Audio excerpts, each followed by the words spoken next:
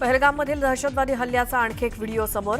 Zipline करणाऱ्या पर्यटकाच्या selfie कॅमेऱ्यात कैद झाला दहशतवाद्यांचा नरसंहार.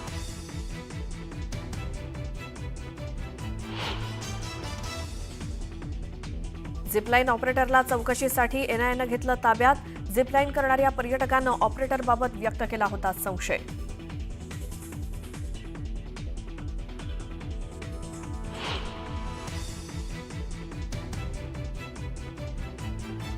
पंतप्रधान नरेंद्र मोदी 1 मे रोजी मुंबई दौऱ्यावर. मुंबईच्या बीकेसीतल्या जिओ कन्व्हेन्शन हॉलमधील कार्यक्रमाला लावणार उपस्थिती.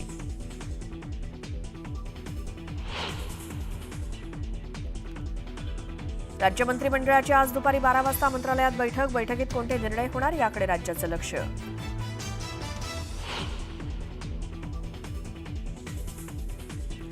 महायुतीत पालकमंत्रीपदावरनं वाद कायम. महाराष्ट्र दिनी नाशिकला गिरीश महाजनांच्या हस्ते तर रायगडला आदिती तटकरेंच्या हस्ते होणार ध्वजारोहण.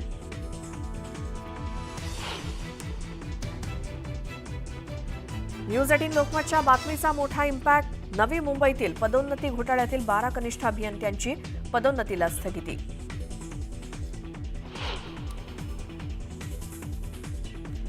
इमारतीच्या बाल्कनीतल्या कुंड्या आणि दगड पडल्यामुळे एका 12 वर्षीय मुलाचा मृत्यू. पुण्याच्या सरठाणा जकात नाका जवळच्या अपार्टमेंटमधली घटना.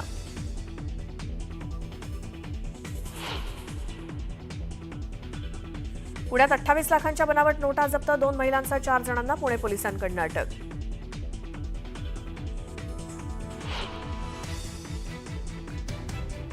चौदा वर्षीय वैभव सूर्यवंशीनं रचला इतिहास. अवघ्या 35 बॉल्समध्ये झळकावली वादळी सेंचुरी. देशभरातून वैभववर कौतुकाचा वर्षाव.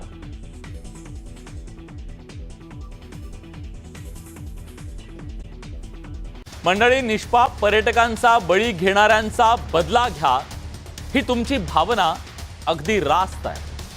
पण आपल्याला बदला कुणाचा घ्यायचा आहे, आपला शत्रू कोण आहे हे निवडण्यात जर आपली आज चूक झाली तर तो आपला ऐतिहासिक पराभव ठरू शकतो. हे लक्षात घेणं गरजेचं आहे. कारण जीव घेणारे दहशतवादी आणि दहशतवाद्यांना पोषणारा पाकिस्तान हे आपले सगळ्यात मोठे खरे शत्रू आहेत. पण भावनेच्या आवेगात एक वाक्य सातत्यानं आपल्याकडून बोललं जात आहे. लोकल सपोर्ट असल्याशिवाय हे घडणं शक्य नाही. हे चुकीचं आहे असं अजिबात नाही. पण लोकल सपोर्ट या 2 शब्दात कळत न कळत आपण प्रत्येक काश्मीरी माणसाला आपल्या रागाच्या कवेत घेतोय. त्यामुळे सगळ्यांना सारखं ठरवून निष्पाप आणि देशप्रेमींना सुद्धा शिक्षा देण्यासारखं हे नाही का, हे आपण लक्षात घ्यायला हवं. गेल्या काही दिवसात सोशल मीडियावरून काही लोक काश्मीरच्या पर्यटनावरच्या कायमच्या बहिष्काराच्या घोषणा देत आहेत. तर काही जण टेररिझमला आपण टुरिझमनं उत्तर देऊ म्हणतायत.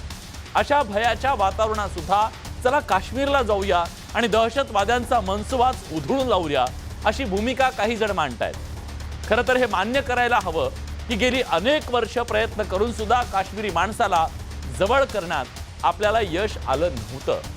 पण गेल्या 6-7 वर्षात झालेल्या अनेकानेक प्रयत्नांनी काश्मीरी माणूस आपल्या जवळ येतोय. भारतीयांसाठी, मानवतेसाठी त्याच्या डोळ्यात आज पाणी आहे. दहशतवाद्यांच्या विरोधात तो रस्त्यावर उभा आहे. त्याच्याही हातात आज तिरंगा आहे आणि तोच आज पोट तिडकीनं सांगतोय, आम्ही छातीचा कोट करू आणि काश्मीरमध्ये येणाऱ्या आमच्या पाहुण्यांना वाचू. प्रसंगी त्यांना आपले प्राण देऊन जीव वाचवलेत सुद्धा. अशा वेळी लोकल सपोर्ट या 2 शब्दांनी काश्मीरी माणसासोबत जोडला झालेला जो बंध आहे तो आपण तोडून टाकणं योग्य आहे का? हजारो लोकांची हत्या करूनही बॉम्ब आणि बंदुकीच्या दहशतीनंतर सुद्धा काश्मीरी जनतेच्या मनात भारताबद्दल प्रेम निर्माण होणं हा दहशतवाद्यांचा आणि पाकिस्तानचा मोठा पराभव आणि आपला विजय आहे. हे आपण समजून घेणार आहोत का? जे पाकिस्तानला हवं आहे, जे दहशतवाद्यांना अपेक्षित आहे, तेच रागाच्या भरात कळत नकळत आपल्या हातून होतंय का? आणि काही अमानवी लोकांच्या दुष्कृत्यामुळे आपल्याच महाप्रयत्नांना आपण धुळीला मिळवायचं का? बंदुकीच्या जोरावर निर्माण केलेल्या भयाच्या छायेत आपल्या मातीसाठी टेररिझमला टुरिझमनं उत्तर देणं खरंच शक्य आहे का? करूया चर्चा, पण बघूया खास रिपोर्ट. पाकच्या टेररिझमला टुरिझमने उत्तर. हल्ल्यानंतरही पर्यटक निघाले काश्मीरला.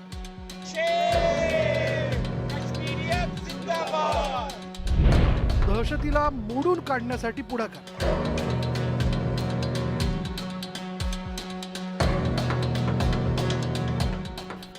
अभिनेते अतुल कुलकर्णी काश्मीरात दाखल. ये कश्मीर मेरा है, ये देश मेरा है, मैं क्यों ना आऊं? मैं जरूर आऊंगा, मैं आपकी बात नहीं सुनूंगा.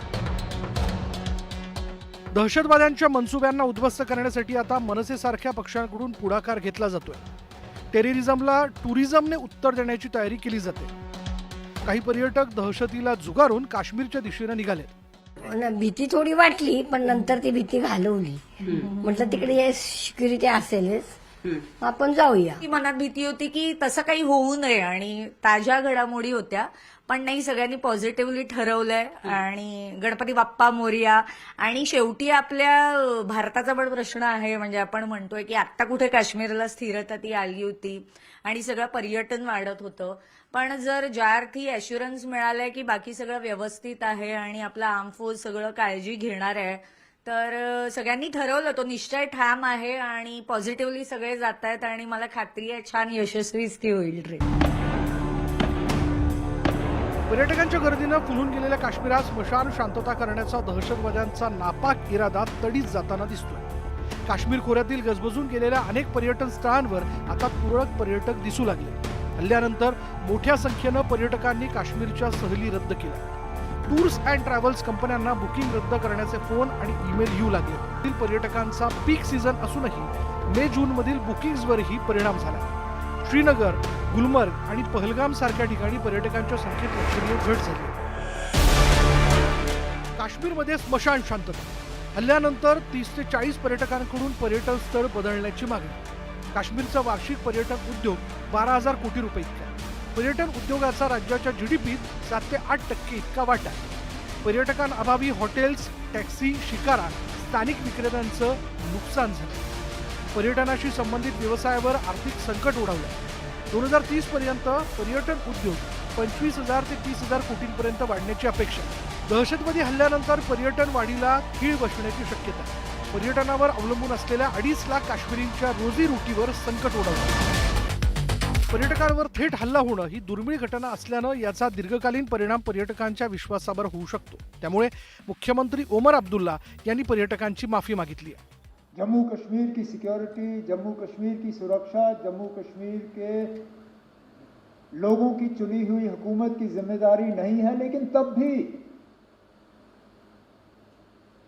यहाँ के वजीर आला की हैसियत से, यहाँ की टूरिज्म के मिनिस्टर की हैसियत से मैंने इन लोगों को दावत दी थी यहाँ आने की. मेजबान होते हुए मेरी जिम्मेदारी थी कि सही सलामत मैं इन्हें यहां से वापस भेजूं. नहीं भेज पाया.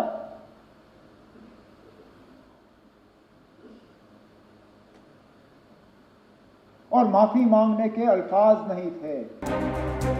काश्मीरी तरुण आणि व्यावसायिकही पर्यटकांना काश्मीरमध्ये येण्याचं आवाहन करतात. अटैक पहलगाम में हुआ, ये सरासर अटैक्स केवल और केवल उन टूरिस्ट पे नहीं था, लेकिन ये पूरा जो अटैक है ये कश्मीर, जम्मू कश्मीर की जनता की रोजी रोटी पे भी था. तो मैं ये कहूँगा कि ये सीधा अटैक जम्मू कश्मीर की जनता की रोजी रोटी पे था.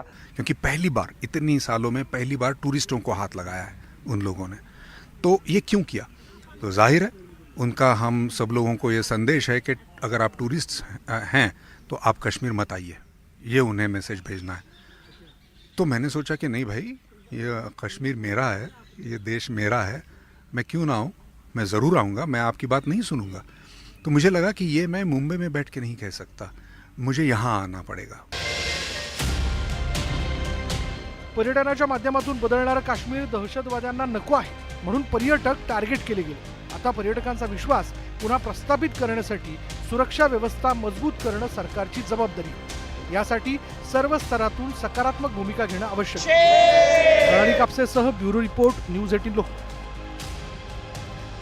खरं तर या निमित्त